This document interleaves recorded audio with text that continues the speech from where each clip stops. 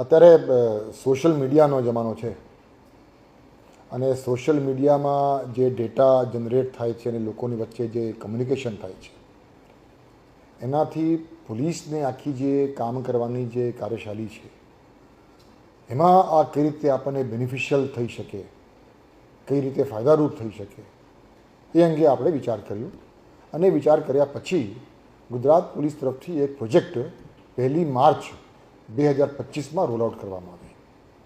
આ પ્રોજેક્ટનું નામ છે જીપી સ્મેશ. કોઈપણ વ્યક્તિને પોલીસ સાથે કોમ્યુનિકેટ કરવા હોય, એમની કોઈ રજૂઆત હોય, એમની કોઈ ફરિયાદ હોય, એમનો કોઈ અભિપ્રાય હોય તો એ સોશિયલ મીડિયાના માધ્યમથી લોકો કરતા હોય છે. જીપી સ્મેશ અંતર્ગત કોઈપણ વ્યક્તિ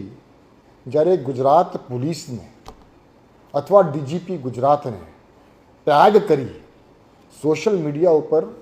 કોઈપણ કોમ્યુનિકેશન કરતા હોય તો આ કોમ્યુનિકેશનને તુરત જ ધ્યાનમાં લઈ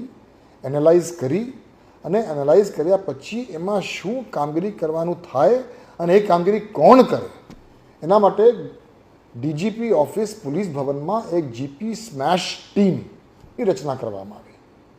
અને એ જ રીતે ગુજરાત રાજ્યના દરેક પોલીસ કમિશનરેટમાં અને દરેક જિલ્લાઓમાં પણ એક જીપી સ્મેશની ટીમની રચના કરવામાં આવી. હવે દાખલા તરીકે કોઈપણ વ્યક્તિ ડીજીપી ગુજરાતને અથવા ગુજરાત પોલીસના હેન્ડલ ઉપર કોઈ સોશિયલ મીડિયાના માધ્યમથી આપણને કોઈ માહિતી આપે અથવા કોઈ રજૂઆત કરે, કોઈ ફરિયાદ કરે અને એ ફરિયાદ દાખલા તરીકે સુરેન્દ્રનગર જિલ્લાનું હોય તો તુરત જ આપણી સોશિયલ મીડિયા હેન્ડલથી એસપી સુરેન્દ્રનગરને આપણે ટેગ કરી નાખીએ છીએ. એ ટેગ કરતાની સાથે એસપી સુરેન્દ્રનગરની ઓફિસની જીપી સ્મેશની ટીમના ધ્યાન ઉપર આવે તો એના ઉપરથી એ તાત્કાલિક ત્યાં કાર્યવાહી કરે અને આપણે જે એસપી સુરેન્દ્રનગરને જાણ કરીએ છીએ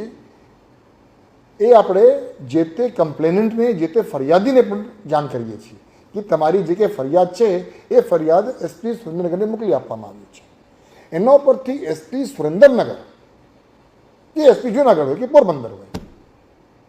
એ લોકો જે કંઈ કાર્યવાહી કરે એ કાર્યવાહી ત્વરિત પૂર્ણ કરી શું કાર્યવાહી કરવામાં આવી છે એની જાણ પણ સોશિયલ મીડિયાના માધ્યમથી ડીજીપી ગુજરાતને પણ કરે, ગુજરાત પોલીસ હેન્ડલને પણ કરે અને જે તે ફરિયાદીને પણ કરે. એટલે કોમ્યુનિકેશનની આખી જે ચેનલ છે સોશિયલ મીડિયાના માધ્યમથી એ ખૂબ ત્વરિત થઈ જાય અને આપણે આ કાર્યવાહી તુરત જ અને પરિણામલક્ષી થાય એના માટે આપણે જ્યારે ચાલુ કર્યું 1 માર્ચ 2025માં ત્યારથી લઈને અત્યાર સુધી આશરે 850થી વધુ ફરિયાદોનું નિકાલ અને રિઝોલ્વ આ જીપી સ્મેશના માધ્યમથી કરવામાં આવ્યું છે. ખૂબ સારા સક્સેસ સ્ટોરીઝ છે. હમણાં 2-3 દિવસ પહેલાં જ આપણે ખ્યાલ હશે કે નર્મદા જિલ્લામાં અમુક સ્ટુડન્ટ્સ ગયા હતા, એ લોકો ટ્રેકિંગમાં ગયા હતા અને ટ્રેકિંગમાં ગયા પછી એ લોકો પોતાના રસ્તા ખોવાઈ ગયા હતા. એટલે એમાંથી એક વ્યક્તિએ ખાલી અમારા સોશિયલ મીડિયા હેન્ડલમાં ગુજરાત પોલીસને ટેગ કર્યો અને એના ઉપરથી તુરત જ સ્થાનિક પોલીસ એલર્ટ થઈ, વિજિલન્ટ થઈ, ટીમ મોકલી અને એ લોકોને રેસ્ક્યુ કરીને પાછા લઈ આવ્યા. એટલે એ પ્રકારના અનેક સોશિયલ મીડિયાના માધ્યમથી, જીપી સ્મેશના માધ્યમથી જે કાર્યવાહી ગુજરાત પોલીસ તરફથી કરવામાં આવી છે એના અનેક